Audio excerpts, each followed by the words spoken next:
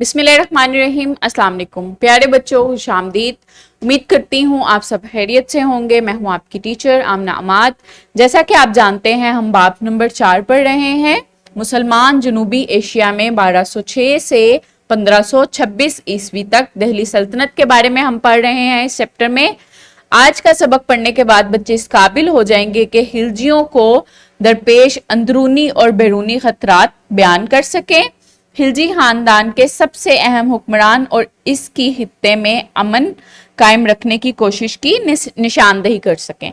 आज हमने खिलजी खानदान के अहम हुक्मरान ने क्या क्या पेशकदमियां की उसके बारे में पढ़ना है, और इसके अलावा खिलजी खानदान को अंदरूनी और बैरूनी कौन कौन से मसाइल का सामना करना पड़ा था उसके बारे में पढ़ना है।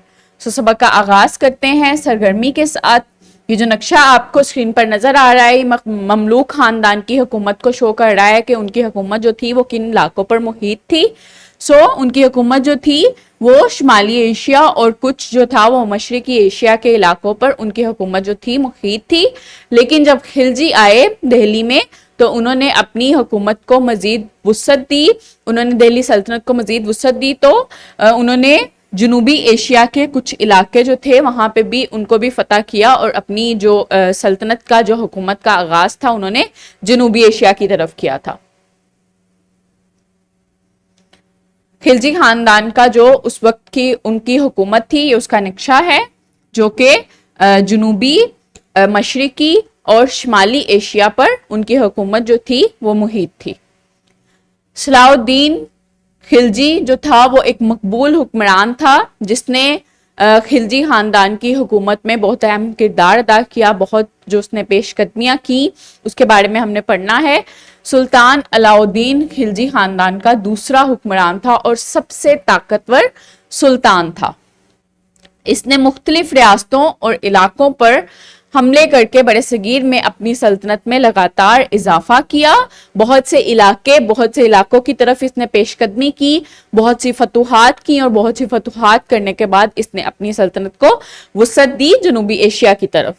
हिंदुस्तान के कुछ जनूबी हिस्सों को फतह करने वाला वो पहला मुसलमान हुक्मरान था। इससे पहले सिर्फ जो ममलूक खानदान था उसके जो मुसलमान हुक्मरान थे वो सिर्फ शुमाली और मशरकी हिंदुस्तान की तरफ उनकी सिर्फ हुकूमत थी, जनूबी एशिया की तरफ वो नहीं गए थे। लेकिन जो पहला मुसलमान हुक्मरान था वो खिलजी खानदान का हुक्मरान था, जो कि कौन था? सुल्तान अलाउद्दीन खिलजी, जो कि जनूबी एशिया की तरफ भी गया था और उसने दिल्ली सल्तनत को वुसअत दी थी। अलाउद्दीन की जनूब की जानिब पेशकदमी। देवगिरी की फतह, सबसे पहले उसने देवगिरी को फतह किया था। देवगिरी के राजा चंद्रराम देव ने हराज अदा करने से जो टैक्स था उसको अदा करना छोड़ दिया था। इस पर अलाउद्दीन के हुक्म से नायब अल मुमलिकत मलिक काफूर की क़यादत में एक महम जो थी वो उस तरफ रवाना हुई थी। देवगिरी में राजा रामदेव जो था वो लड़ने की ताकत नहीं रखता था, इसलिए इसने मलिक काफूर की ताकत कबूल कर ली और दिल्ली आ गया। अलाउद्दीन राजा रामदेव के साथ शफकत से पेश आया और माफ करते हुए इसको दोबारा से देवगिरी का हाकिम मुकर्रर कर लिया। ये उसकी आदत देखते हुए जो राजा था, राजा जो रामदेव उसने जो उसकी शफकत का इतना असर पड़ा सुल्तान अलाउद्दीन खिलजी पर तो उसने दोबारा से टैक्स देने का इरादा कर लिया और उसकी बात जो थी वो मान ली। नेक्स्ट है वारंगल की फतह। देवगिरी के बाद वारंगल को फतह करने के लिए अलाउद्दीन खिलजी ने 1303 में महम भेजी, लेकिन महम जो थी वो नाकाम हुई और हमला आवर फौज को काफी नुकसान उठाना पड़ा। अलाउद्दीन खिलजी ने एक बार फिर वारंगल को फतह करने के लिए फौज तैयार की और 1309 में हमला कर दिया। वारंगल का राजा प्रताप इस अचानक हमले पर घबरा गया और किला बंद हो गया, मगर जल्द ही इसने सुलह की दरख्वास्त भेजी और इसकी अतात कबूल कर ली। राजा ने सालाना हराज अदा करने का वादा किया और सैकड़ों हाथी, घोड़े और मालो दौलत अलाउद्दीन की खिदमत में पेश किया। इस तरह अलाउद्दीन ने वारंगल का इलाका भी फतह कर लिया। द्वार समुद्र की फतह जो थी वो دیوگڑی اور ورنگل کی مہمات کی کامیابی کے بعد علاؤدین کے حوصلے مزید بڑھ گئے، لہٰذا اس نے دکن کی تیسری بڑی سلطنت جو تھی دوار سمندر کو فتح کرنے کا منصوبہ بنایا۔ 1310 میں ملک کافور کو عملے کے ساتھ بھیجا۔ دیوگڑی پہنچ کر ملک کافور نے دریائے گودواری تھا اس کے کنارے فوجی دستہ متعین کیا تاکہ دیوگڑی کے مقام پر خود کو محفوظ کیا جا سکے۔ بعد ازاں ملک کافور دوار سمندر پر حملہ آور ہوا اور دوار سمندر کا راجہ ویر بلال جو تھا ملک کافور کی فوج کا سامنا نہ کر سکا اور ہاتھی اور کثیر مقدار میں اس نے زیورات دے کر دہلی سلطنت کی اطاعت قبول کر لی اور اس نے ہرات جو تھے ان کو پیش کر دیے۔ اس طرح سے اس نے تیسری بڑی جو سلطنت تھی اس پر بھی قبضہ کر لیا۔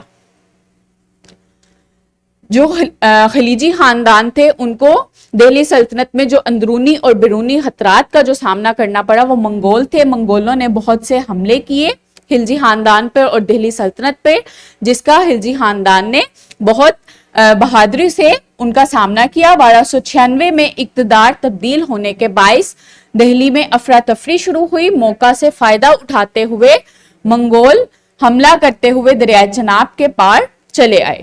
ظفر خان کی زیر قیادت شاہی افواج نے انہیں شکست دی۔ منگولوں نے دوسرا حملہ 1297 میں کیا۔ انہوں نے دہلی کے قلعہ پر قبضہ کر لیا، لیکن علاؤدین کے بہادر جرنیل ظفر خان نے قلعہ پر پھر سے قبضہ کر لیا۔ تیسرا حملہ جو ہے منگولوں نے 1299 عیسوی میں کیا، جو کہ دہلی شہر کو انہوں نے گھیر لیا۔ ایسے موقع پر علاؤدین خلجی نے بہت بہادری سے منگولوں کا مقابلہ کیا اور انہیں شکست دی۔ اس حملے میں منگولوں کو شدید جانی نقصان اٹھانا پڑا۔ چوتھا حملہ جو انہوں نے کیا وہ 1304 میں کیا اور امر گڑھ پہنچے اور ناکام لوٹے۔ پانچواں حملہ انہوں نے 1308 میں کیا اور ایک بار پھر منگولوں نے دہلی کو گھیر لیا۔ دہلی میں خیمہ زن ہوئے لیکن آخرکار ناکام لوٹے۔ علاؤدین خلجی نے جو دفاعی پالیسیاں بنائی منگولوں کے حملوں کا اس نے مقابلہ کیا، اور اس کے بعد وہاں پہ اس نے جو ڈیفینسو سسٹم بنایا وہ کیا تھا؟ علاؤدین خلجی نے بلبن کے نقش قدم پر چلتے ہوئے نئے قلعے تعمیر کروائے اور ان قلعوں کو اور سرحدی چوکیوں میں تربیت یافتہ فوج کو بہترین جرنیلوں کی سرپرستی میں دیا۔ اس نے اپنی فوج کا نظام جو تھا اس کو صحیح کیا اور اس کے علاوہ اونچے اونچے قلعے بنائے اور سرحدیں بنائی جہاں پہ اس نے اپنی فوج جو ہے تربیت یافتہ فوج جو ہے ان کو قائم کیا وہاں پہ۔ علاؤدین خلجی کی جو نیکسٹ دفاعی پالیسی تھی وہ کیا تھی؟ علاؤدین نے دہلی اور سرحد کے درمیان قائم کردہ دفاعی لائنوں کو بھی مضبوط کیا اور یہاں موجود قلعوں جو کہ اچ، دیپال پور، ملتان اور پاک پتن وغیرہ کو دفاعی لحاظ سے مزید مضبوط بنایا اور یہاں فوج کو مستقل طور پر تعینات کیا۔ مزید برآں علاؤدین نے سرکاری کارخانوں میں جدید ترین اسلحہ تیار کرنے کا بھی انتظام کیا۔ اس نے جو دفاعی پالیسیاں کی اس میں اس نے اونچے قلعے بنائے، اس کے علاوہ اس نے سرحدوں میں جو لائنیں تھیں ان کو مضبوط کیا اور اپنی فوج جو تھی اس کو زیادہ تربیت دی اور زیادہ جو مضبوط فورس تھی اس کو ان سرحدوں اور ان قلعوں پہ اس نے تعینات کیا اور اس کے علاوہ اسلحہ بنانے والے جو کارخانے تھے ان کا بھی اس نے نظام جو تھا متعارف کروایا۔ پیارے بچوں، آج ہم نے کیا پڑھا؟ سلطان علاؤدین خلجی خاندان کا دوسرا حکمران اور سب سے طاقتور سلطان تھا جس نے مختلف جنوب کی جانب پیش قدمیاں کی اور جنوبی ایشیا کو فتح کیا اور دہلی سلطنت کو وسعت دی۔ اس کے علاوہ ان کو منگولوں سے بہت خطرات کا سامنا کرنا پڑا لیکن انہوں نے بہت بہادری سے ان کو شکست دی۔ تفصیلی سوال ہے، علاؤدین خلجی کی جنوب کی جانب پیش قدمی پر تفصیلی نوٹ لکھیں۔ یہ آپ کا ہوم ورک ہے، اس کو آپ نے سولو کرنا ہے۔ امید کرتی ہوں آپ کو آج کا سبق اچھے سے سمجھ آیا ہوگا۔ ملتے ہیں اگلے سبق میں، اپنا بہت خیال رکھیے گا۔ بہت شکریہ، اللہ حافظ۔